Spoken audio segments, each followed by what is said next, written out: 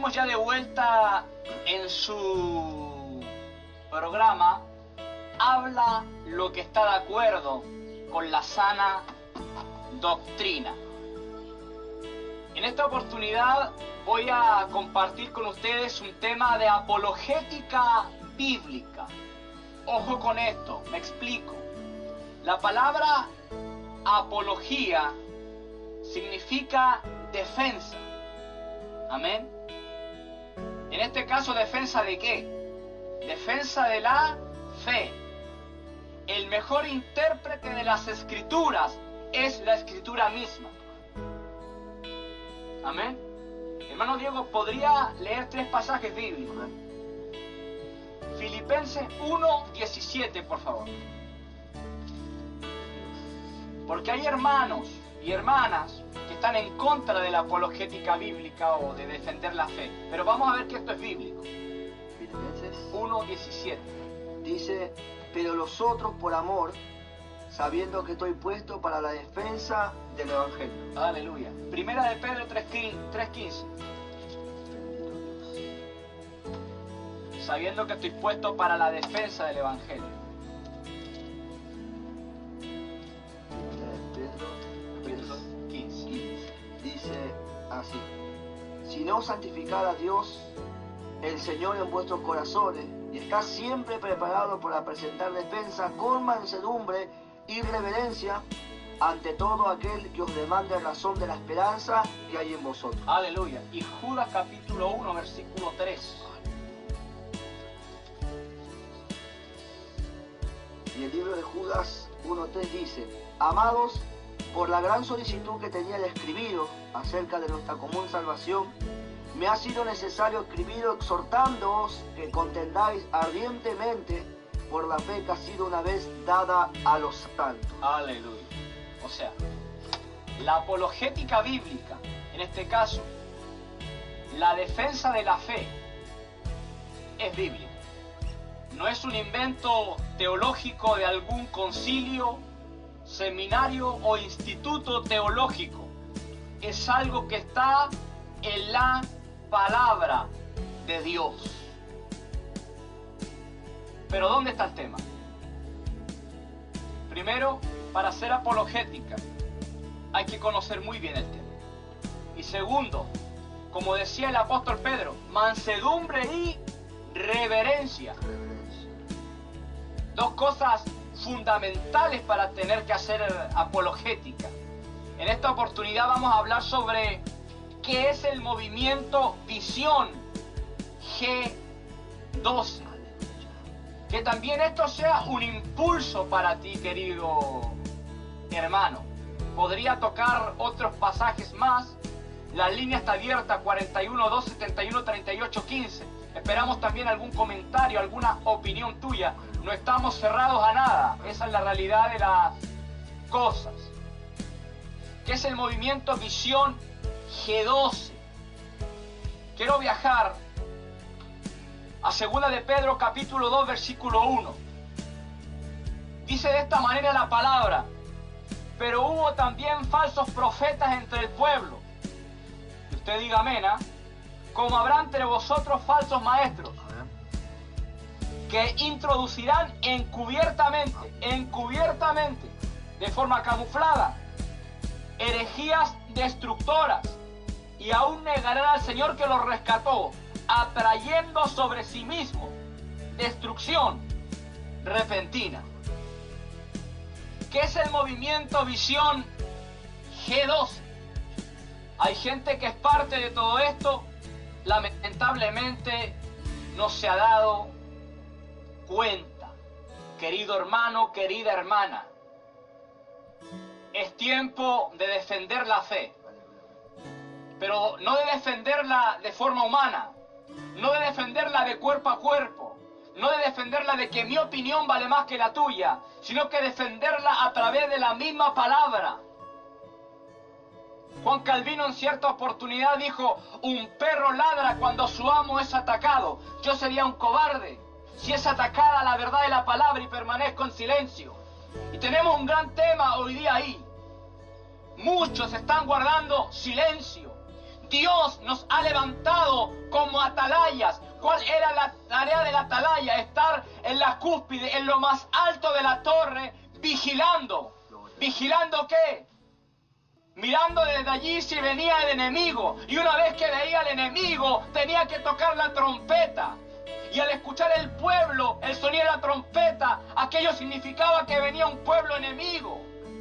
Los que no eran guerreros se refugiaban, corrían, pero los que eran guerreros tomaban su armadura para tener que pelear. Dios en este tiempo también tiene atalayas y quiere levantar atalayas, hombres que defiendan la palabra, hombres que defiendan la fe, no hombres que se acobarden. No, es que yo no puedo tocar este tema, es que yo no puedo tocar este otro tema. ¿Saben por qué? Porque la gente se me va a ir de la iglesia o porque tal o cual se va a ofender. Oye, el hombre ha estado toda su vida ofendiendo a Dios. Deja que la palabra le ofenda un poco. Sí, Padre, aleluya, bendito Dios, poderoso.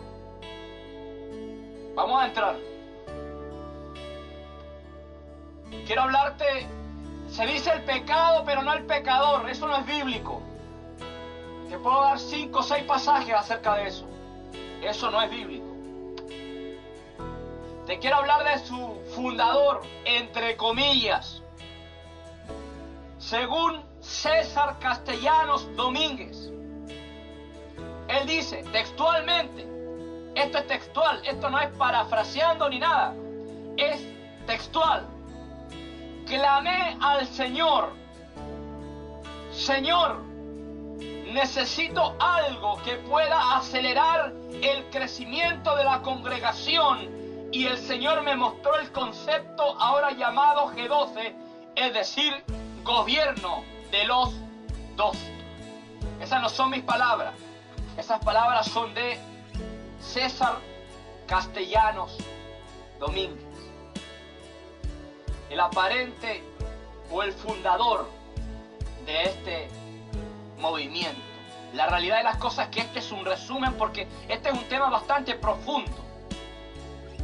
Martín Lutero, el padre de la Reforma protestante, 31 de octubre de 1517, dijo: no oponerse al error es aprobarlo, no defender la verdad es negarla. Tremendo lo que dijo Lutero. El G12 es una sigla que quiere decir gobierno de 12. También se le conoce como el espíritu de la visión o la visión celular. En primer lugar, te quiero decir algo.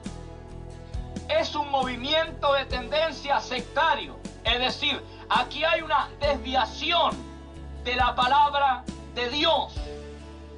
¿Dónde está el problema? Que esto es como el cáncer, como la lepra, como la gangrena. Esto está avanzando a pasos agigantados a nivel de varios países ya, incluyendo el nuestro, es decir, Chile, Argentina, especialmente allá en Colombia. Pero esto se está expandiendo, esto está creciendo, esto se está ensanchando.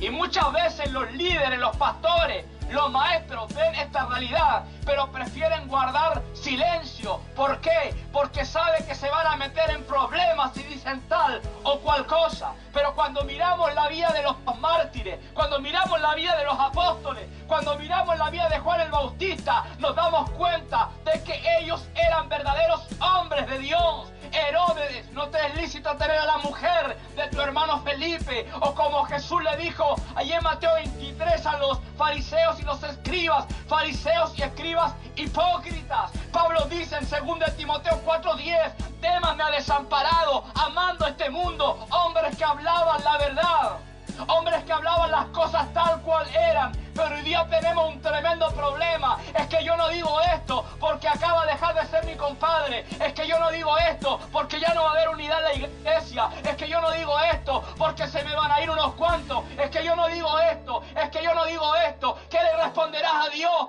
el día de mañana cuando esté delante de su trono? Cuando Él te diga, ¿qué dijiste? ¿Qué predicaste? ¿Qué le responderás a Dios el día de mañana? Bendito. Si hay algo que tenemos que conservar, es más que dones, más que ministerios, más que cualquier cosa, es la doctrina. Aleluya. Persiste en ello, le dice Pablo a Timoteo, y te salvarás a ti mismo y a todos los que te escuchan. Aleluya, bendito.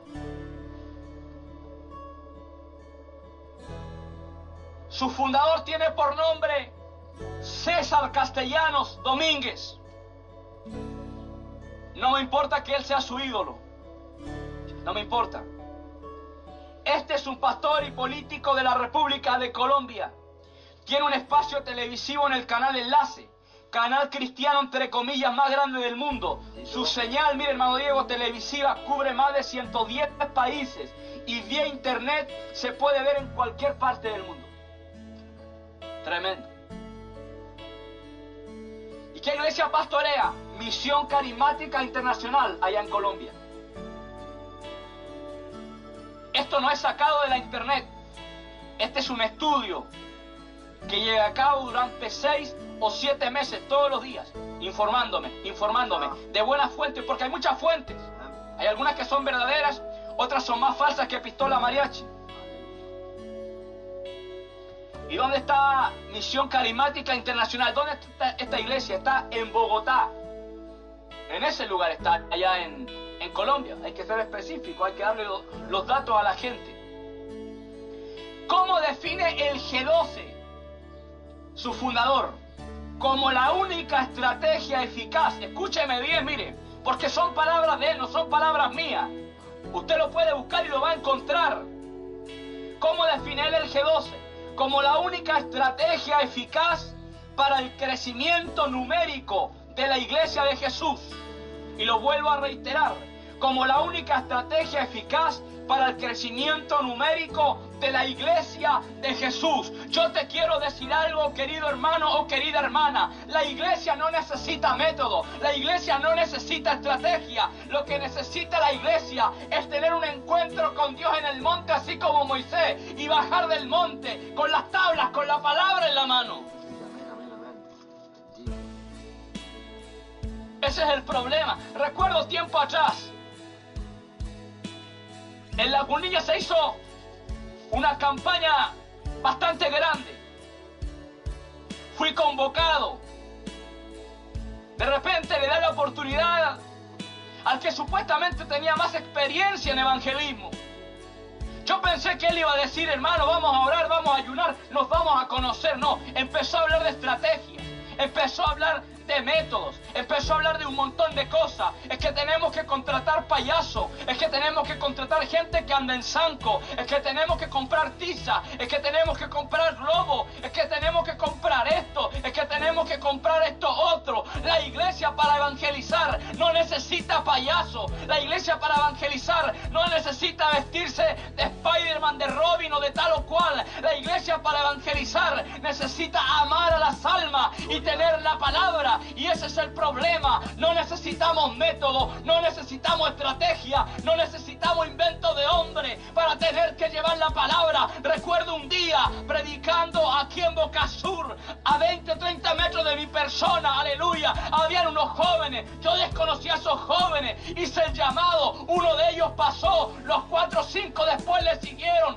Cuando oro por ellos, se abren así la casaca y botan pistolas, botan bolsas de pasta base, botan lo que andaban trayendo. ¿Qué método usé? No usé ningún método. Yo me encargo de llevar la palabra a los oídos. Es Dios quien se encarga de llevar la palabra a los corazones. Pero no tengo por qué estar usando estrategia, usando métodos, usando un montón de cosas. ¿Para qué? Dice la palabra en 1 Corintios capítulo 1 que a Dios le plació salvar a los hombres por medio de la predicación del evangelio. Aquí no hay método que pueda cambiar a un hombre. Aquí no hay estrategia que pueda transformar a un hombre. Solamente lo único que puede transformar al hombre se llama Espíritu Santo. Cuando esa palabra pues impacta la vida de un hombre. Aleluya. Una característica clave de una secta es que siempre esta se presenta como la exclusiva revelación de Dios. En este caso, estrategia. Solo por medio de ella podemos alcanzar el éxito, la bendición. Tenemos varios casos ya, los testigos de Jehová, los mormones, lo de la voz del desierto, la piedra angular, y así podría nombrar unos cuantos más. Porque según él, es la única estrategia eficaz para alcanzar número, alcanzar masa, alcanzar gente. Cuando yo miro la Biblia, puedo ver que multitudes seguían al maestro. Pero ¿qué le dijo Jesús a esas multitudes? Ustedes me están buscando por los panes y por los peces. Ustedes no me están buscando a mí por otra cosa. Aleluya.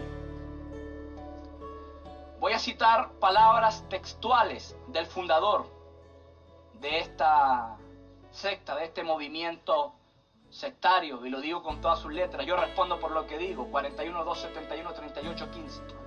Él dice esto en uno de sus libros. En el año 1991, dice César Castellanos, en uno de sus libros, sentimos que se aproximaba un mayor crecimiento, pero algo impedía que el mismo ocurriera en todas las dimensiones. Estando, dice él, en uno de mis periodos más largos de oración, pidiendo a Dios dirección y orando también para una estrategia que me ayudara a expandir las 70 células o grupos que teníamos hasta ese entonces. Recibí, dice, la revelación del modelo de los 12. Dios me quitó el velo. Fue entonces que tuve la claridad del modelo que revoluciona al mundo. En cuanto al G12, escuché al Señor decirme: vas a reproducir esta visión en 12 hombres, y estos deben hacerlo en 12 hombres más, y estos por su vez. Tremendo, dice el siervo Diego. Yo le quiero decir algo, querido hermano. El canon del Nuevo Testamento está completamente cerrado.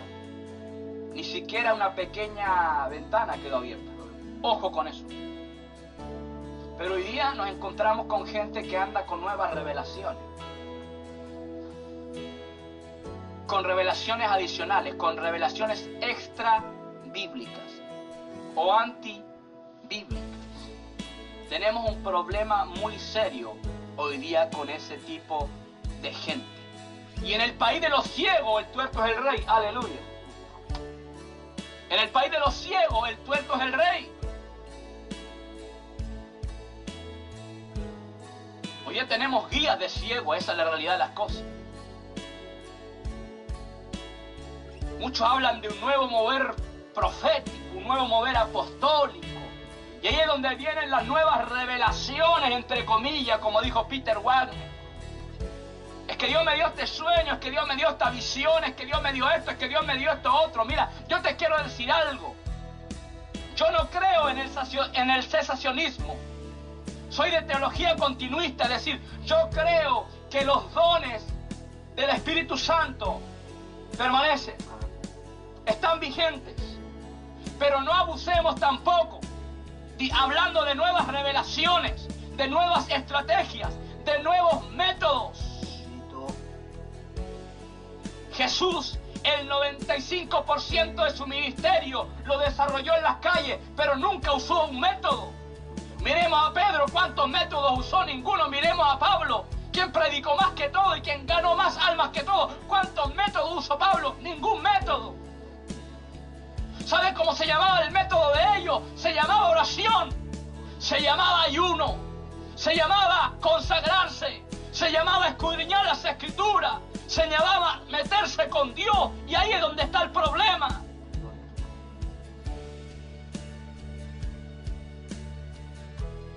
Implantó el modelo y tuvo de inmediato el resultado esperado. Pero aquí vamos a tocar un tema muy importante, porque ellos condenan mucho las iglesias pequeñas, como que ahí no está Dios, como que tiene que haber, bueno, ¿qué es el G12? Dijimos ya que es una estrategia, pero quiero que entienda esto. El G12 es una estrategia de 12 por 12. Son 12 líderes que llaman, forman y envían a 12 personas, y estas por su vez. Pero esto tiene un contexto. una cosa es decirlo, pero otra cosa es explicarlo. Amén. Ahora, ¿por qué decimos abiertamente que esta revelación no es de Dios? Primeramente porque no está en la palabra, ni tiene relación con la palabra. Muchas personas dicen que el G12 es algo divino porque Jesús tuvo 12 discípulos. Una cosa es que Jesús haya tenido 12 discípulos, pero otra cosa es que yo me coloque en el lugar de Cristo y tenga 12 discípulos. Son dos cosas muy distintas, pero lo vamos a explicar. El número 12 es usado 187 veces en la Biblia. 187 veces. El número 12 significa perfección. Por ejemplo, hubo 12 patriarcas desde Sem hasta Jacob. 12 tribus componen el pueblo de Israel. Cristo escogió 12 discípulos y prometió que se sentarían en 12 tronos y juzgarían a las 12 tribus de Israel. Jesús dice a sus discípulos: cuando el Hijo del Hombre se siente en el trono de su gloria, vosotros que me habéis seguido también os sentaréis sobre 12 tronos para juzgar, digo, a las 12 tribus de Israel. Mateo 19, 28. La Nueva Jerusalén tiene 12 puertas. El muro tiene 12 cimientos con los nombres de los 12 apóstoles. La ciudad mide 12.000 estadios de longitud, ancho y alto, y así. Entonces el número 12 habla de algo que está completo o que es perfecto. No cabe ninguna duda. En primer lugar, Cristo y los 12 discípulos son una representación de Dios y las 12 tribus de Israel en el Antiguo Testamento. Pero en segundo lugar, Cristo y los 12 discípulos son sinónimos de gobierno y perfección. Gobierno por el lado de Cristo y perfección por el lado del número de sus 12 discípulos. Escúcheme bien. Jesús, por medio de sus 12 discípulos, está dando un atisbo, una pequeña luz de lo que va a ser su gobierno perfecto aquí en la tierra por 1000 años. Apocalipsis capítulo 20, hablando del milenio. Gobierno que va a llevar a cabo junto a su iglesia. Él nos dejó aquello, escúchame bien, Él nos dejó aquello como un modelo a seguir. Si hubiera sido así, alguno de sus discípulos hubiera llamado, formado y enviado a 12 personas, y estas por su vez, Él les dijo a sus discípulos en Marcos 16, 15, ir por todo el mundo y predicar el evangelio a toda criatura. La orden es predicar el evangelio a toda criatura, no llamar, formar y enviar a 12 discípulos. Mire, escúcheme bien y se lo digo en el nombre del Señor y por la palabra. El que se coloca como líder de 12 personas en este aspecto, se coloca en el lugar de Cristo. Se coloca en el lugar de Cristo. Aquí le estoy entregando un resumen de todo esto. Otra cosa más. Satanás siempre respaldará su obra. Porque aquí es donde tenemos el problema. Muchos dicen, el G12 no puede ser obra de Satanás, porque desde su inicio ha tenido un crecimiento numérico en almas. ¿Es verdad esto? Claro que es verdad. Claro que es verdad. Claro que esta estrategia, digamos, ha sido eficaz. Pero yo te quiero preguntar algo. Bíblicamente, ¿es el crecimiento numérico de una congregación lo que determina que aquella fue levantada por Dios? Si fuera así, ¿qué hay de aquellas congregaciones pequeñas? O sea, si Dios solamente está en la multitud, o sea, eso quiere decir, no lo estoy diciendo yo, eso quiere decir que todas las congregaciones pequeñas son del diablo. Tremendo, ¿ah? Entonces, como la gente ve que esto ha sido eficaz, revolucionario digo, reformador, la gente dice, esto es de Dios. Esto es algo de Dios. Mire, yo le voy a decir algo. El árbol no se conoce por la cantidad de frutos que tiene, sino por el fruto que tiene. Ojo, y eso lo enseñó Cristo en Mateo capítulo 7, versículo 17. Por ejemplo, la religión islámica, su fundador, Mohammed, Mahoma, en el año 600 por ahí, tiene muchos seguidores. El catolicismo también tiene muchos seguidores. obviamente, mucho más seguidores que castellanos o que esta visión. O sea, vamos a decir que ellos también son de Dios entonces. O sea, son más de Dios todavía porque tienen más gente. No nos confundamos, hermanos.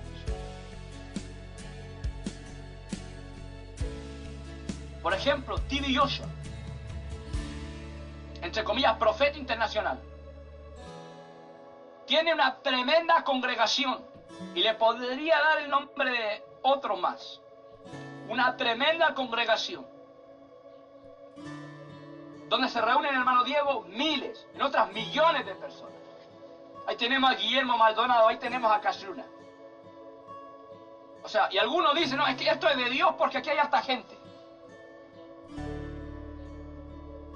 El árbol no se conoce por la cantidad de frutos que tiene, sino por el fruto que tiene. Sino por el fruto que tiene. Ahora, si examinamos los frutos del G12, nos vamos a dar cuenta que no es un árbol bueno. Número 1, falsa doctrina, y lo vamos a explicar más abajo. Número 2, falsas prácticas. Número 3, divisiones, andan dividiendo iglesias. Y número 4, ego desmedido en sus líderes. Porque si vamos a medir esto por la cantidad de gente, o sea, todas las iglesias pequeñas entonces están condenadas, son del diablo, Dios nos las ha levantado. No nos confundamos, hermano. No nos confundamos. Los testigos de Jehová también tienen muchos seguidores. Los mormones tienen muchos seguidores a nivel internacional. Todas las sectas tienen muchos seguidores. No podemos decir es que, este pastor tiene 5.000 almas, este pastor es de Dios. Pero no hemos preguntado alguna vez quién es ese pastor. No hemos preguntado alguna vez qué predica ese pastor. No hemos preguntado alguna vez por la cantidad de la gente, por la calidad, de la gente. Está bien, en un lugar como un estadio se puede reunir mucha gente. En un lugar se puede reunir mucha gente. Pero ¿para qué se reúne mucha gente? Lo que Dios está buscando en este tiempo, más que cantidad, es calidad.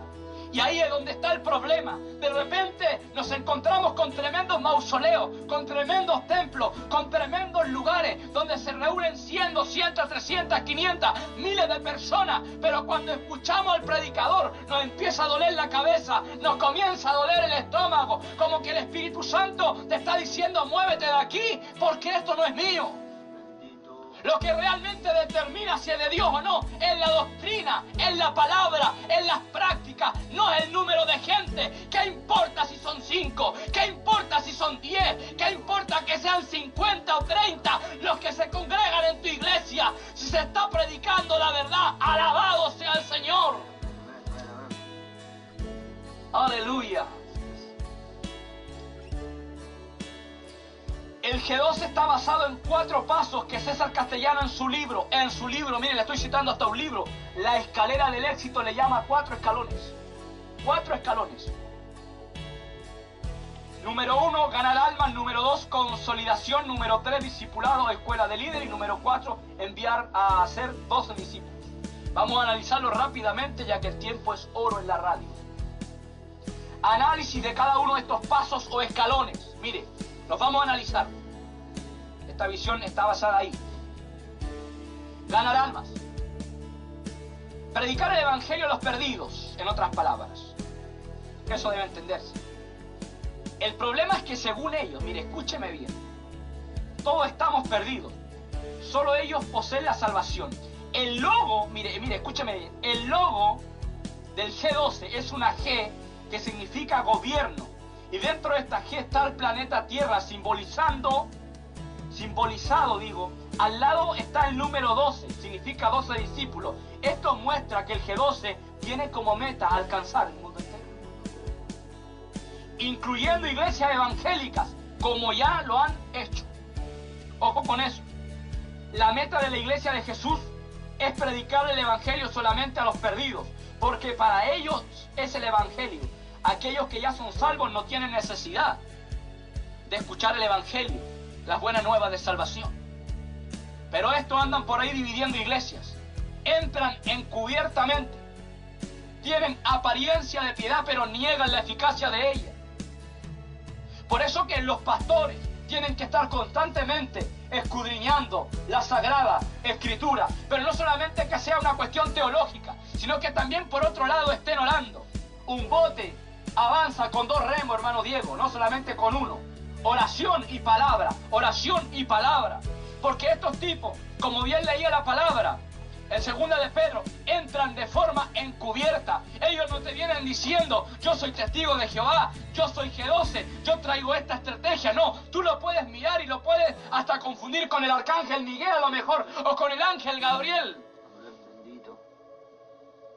Pero esa cuestión es un disfraz, es una máscara. Eso de que solamente nosotros somos salvos y todos los demás están perdidos, no, es una cuestión completamente equivocada a la luz de la Escritura. Vamos a ver el segundo escalón, que se llama consolidar. En esta etapa, el nuevo creyente reafirma su decisión por Cristo yendo a un famoso encuentro. ¿Y qué es el encuentro? Aquí vamos a hablar un poquito del encuentro. Ojo, esto es un resumen.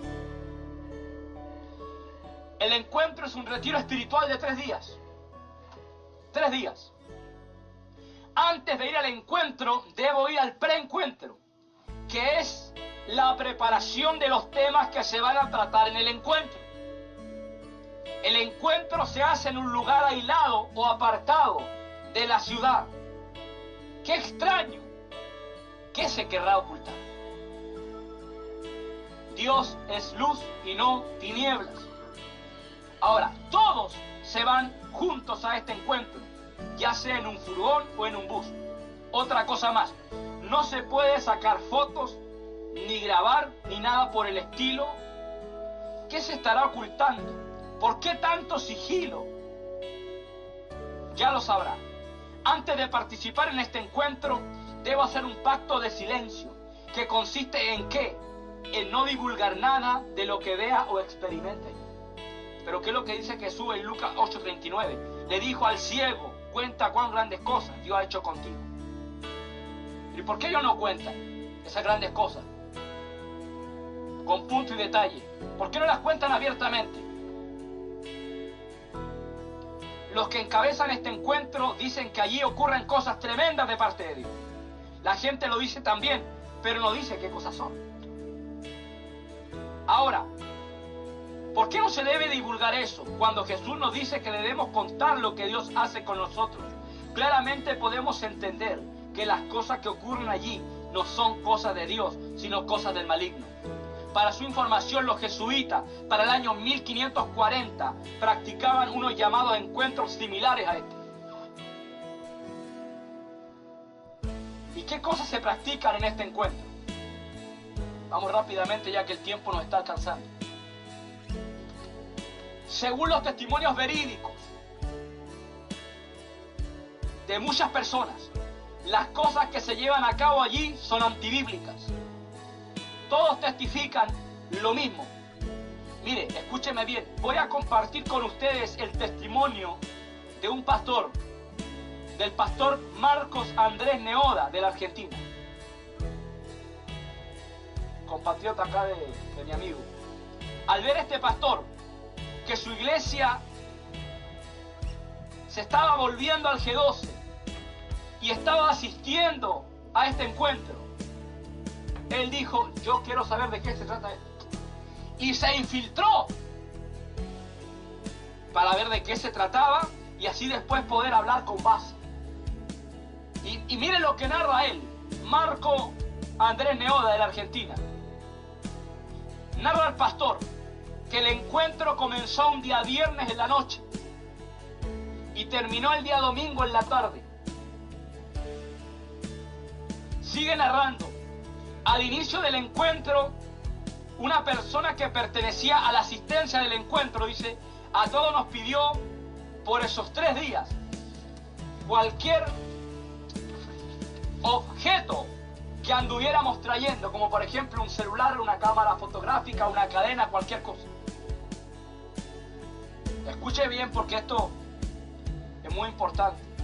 El día viernes, o lo que quedaba del viernes, dice el pastor de Argentina, fue confrontación del pecado. Pero él dice, no mediante la palabra de Dios, sino mediante la presión psicológica y emocional.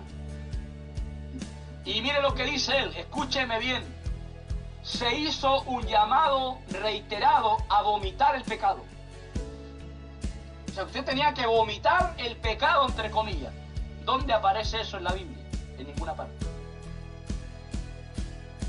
La Biblia no nos manda a vomitar el pecado, sino a arrepentirnos de él. Él cuenta, solo algunos pudieron vomitar. Especialmente, dice él, aquellos que no habían perdonado, se les practicó la regresión. ¿Qué es la regresión? La regresión, para su información, es un viaje al mal pasado que se tuvo o que se está teniendo con el fin de superarlo. Pero esto se hace bajo la hipnosis, es decir, el control mental. Para su información, los sacerdotes paganos y griegos de la antigüedad hacían entrar a las personas en una especie de trance hipnótico cuando intentaban sanarle de alguna enfermedad en el nombre de sus dioses. ¿Cómo se llama esto? Esto se llama brujería, esto se llama ocultismo. No tiene otro nombre. Un joven un día dijo, y lo tuve en un programa pasado, recuerdo, cuando conocí a Cristo, conocí el perdón, y entonces pude perdonar a mi madre. Pero no se le tuvo que practicar regresión ni nada por el estilo, ni hipnosis ni nada. Tremendo. Jesús no habló de la regresión para libertar al hombre del pecado, sino de la verdad, que es el mismo. Sigue narrando el pastor. Se fijaron horas y minutos donde el Espíritu Santo debía actuar como si estuviera a la orden humana, es decir, no se daba lugar al Espíritu Santo sino a prácticas paganas. El segundo día, dice hermano Diego, es muerte y sepultura, hablando simbólicamente. A todos se nos dio una lista. Mire, esto, escúchame bien acá. A todos se nos dio una lista, y en esta lista estaban inscritos bastantes pecados. Ahora nosotros, dice él, debíamos marcar con una X los pecados que habíamos cometido y que estábamos cometiendo, incluso lo de nuestros antepasados. Él dice, el trato de Dios es personal con cada hombre y mujer. Después estas listas las colocamos en un ataúd. Después fuimos a un cementerio y allí fue quemado el ataúd, con todos los pecados, entre comillas. ¿De qué estamos hablando ahí?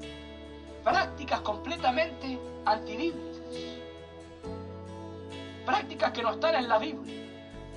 Yo le estoy hablando con base testimonial. Estos no son inventos míos, no son creencias nuestras.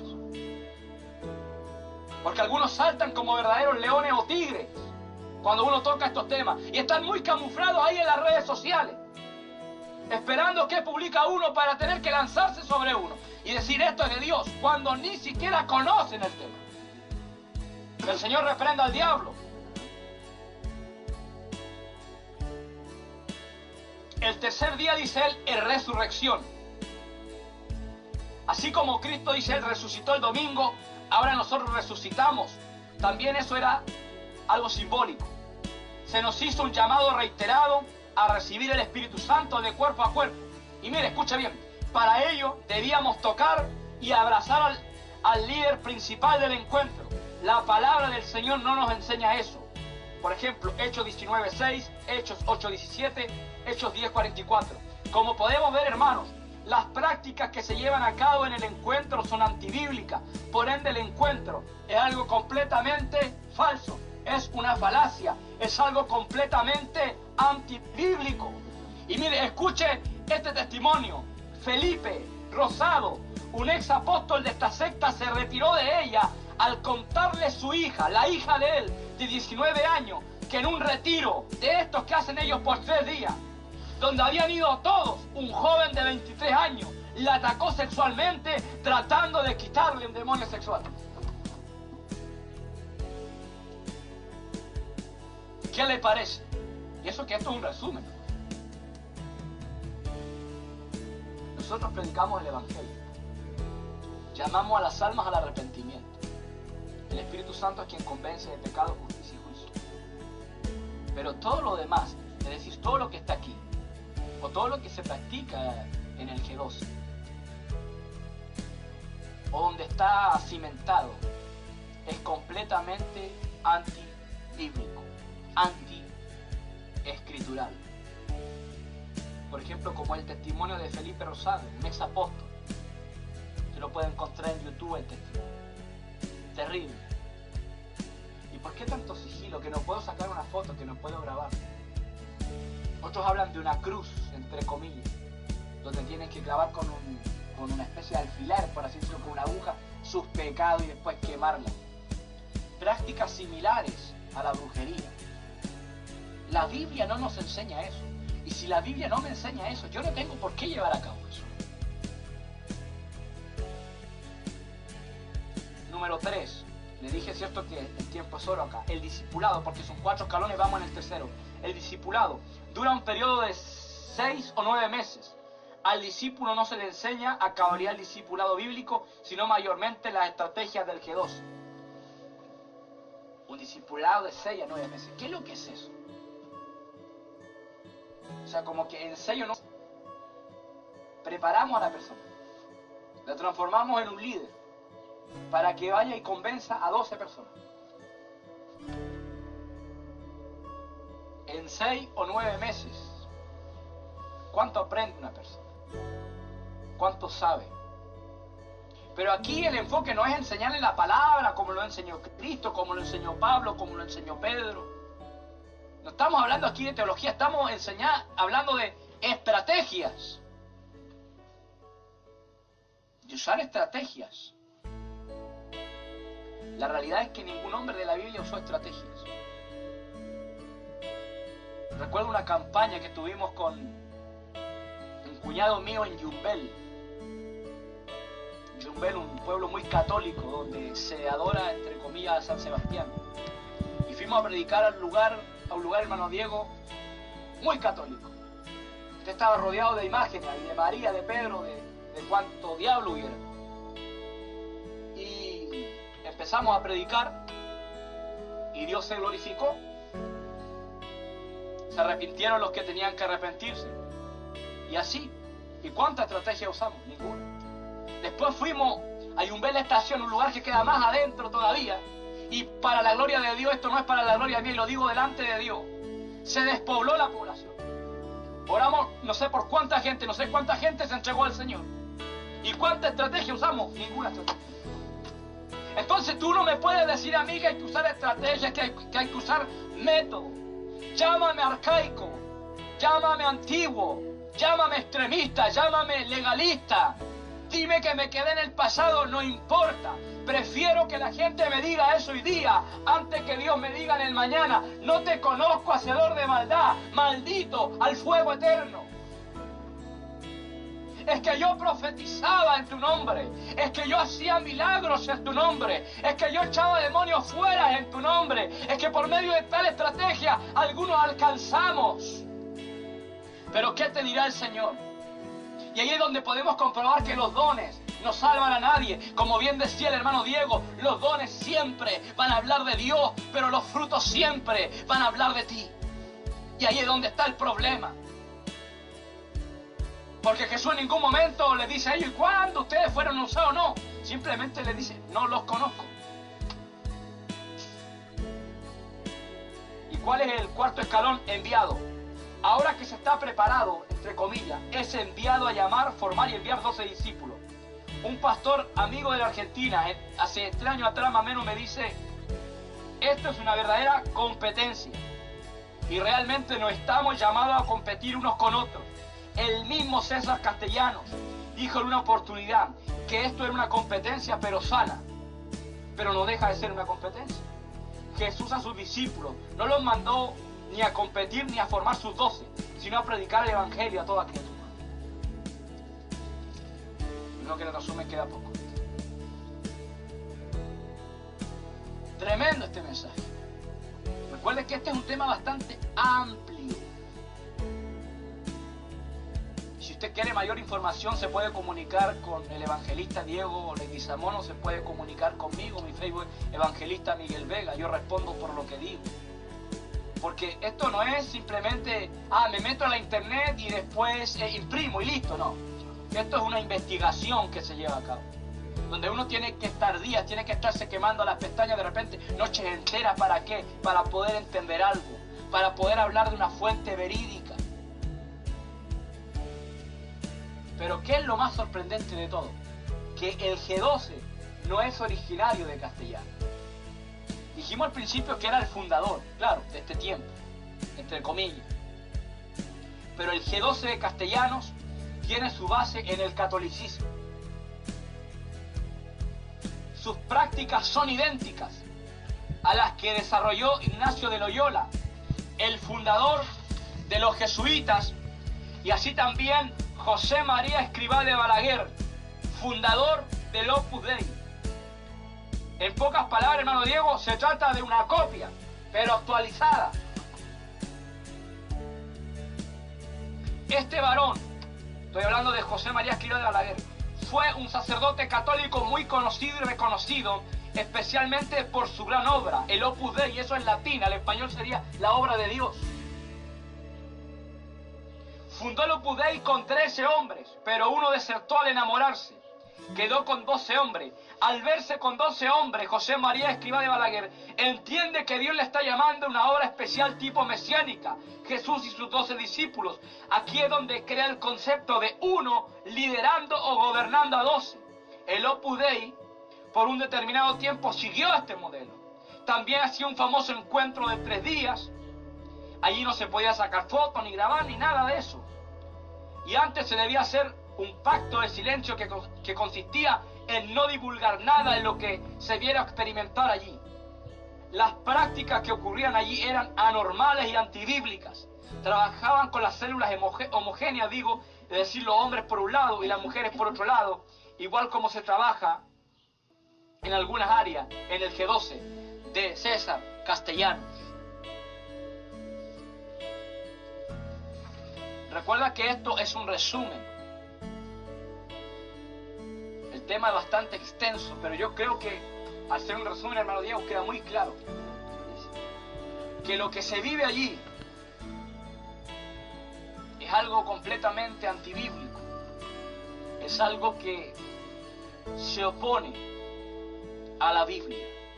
Y lo vuelvo a reiterar. No podemos usar métodos carnales en propósitos divinos.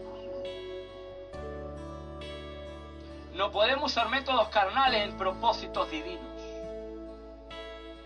He visto venir al Señor a alcohólicos, a drogadictos, a traficantes, a homosexuales, a idólatras agarrados de imágenes.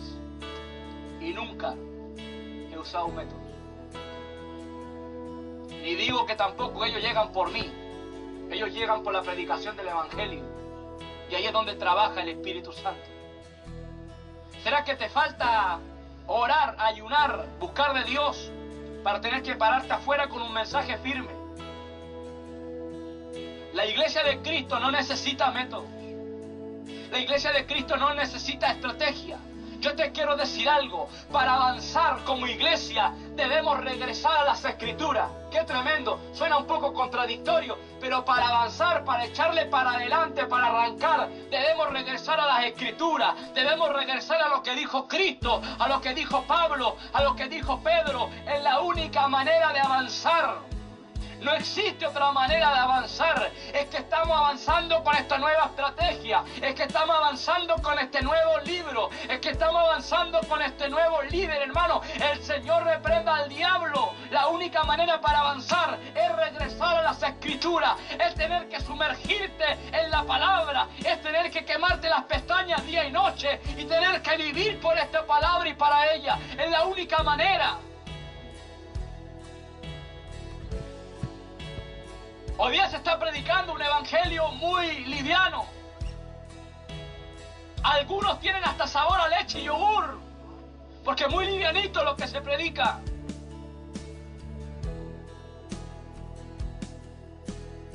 Y no es que tengamos algo en contra de los líderes. ¿Por qué tocamos harto a los líderes? Yo le voy a decir por qué. Porque son los principales responsables de la guianza de un pueblo. Es por eso. No porque tengamos algo en contra, no porque seamos resentidos, nos falta ese que es que son resentidos, el resentido de que no somos resentidos. Oseas 4:6, mi pueblo fue destruido porque le faltó conocimiento. Porque desechaste el conocimiento, yo te desecharé del sacerdocio. Los sacerdotes dejaron de enseñar. El pueblo se corrompió. Espero que este mensaje te pueda motivar. Te pueda motivar. Que alguien pueda despertar. Porque aquí en Chile también está este movimiento llamado G12.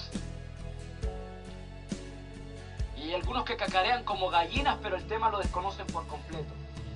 Es tremendo, hermano. Y yo de repente recibo mensajes por Messenger, por WhatsApp y así, por YouTube. Pero veo que desconocen el tema. Hermano, ¿cómo puedes hablar de algo que no conoces? ¿Cómo puedes hablar de algo que nunca has estudiado? ¿Sabe cuál es el problema, hermano Diego? Es que algunos han hecho ídolos de este tipo de personas. Por ejemplo, algunos no adoran a María, ni a Pablo, ni a Pedro. Porque usted entra a una iglesia católica y se encuentra con imágenes. Pero cuando usted entra al corazón de ellos, también se encuentra con imágenes. Con imágenes de César Castellano, con imágenes de Cash Luna, con imágenes de Guillermo Maldonado, con imágenes de John Austin, y así, de TV Joshua, y de un montón de gente que lo único que hace es mentirte una y otra vez.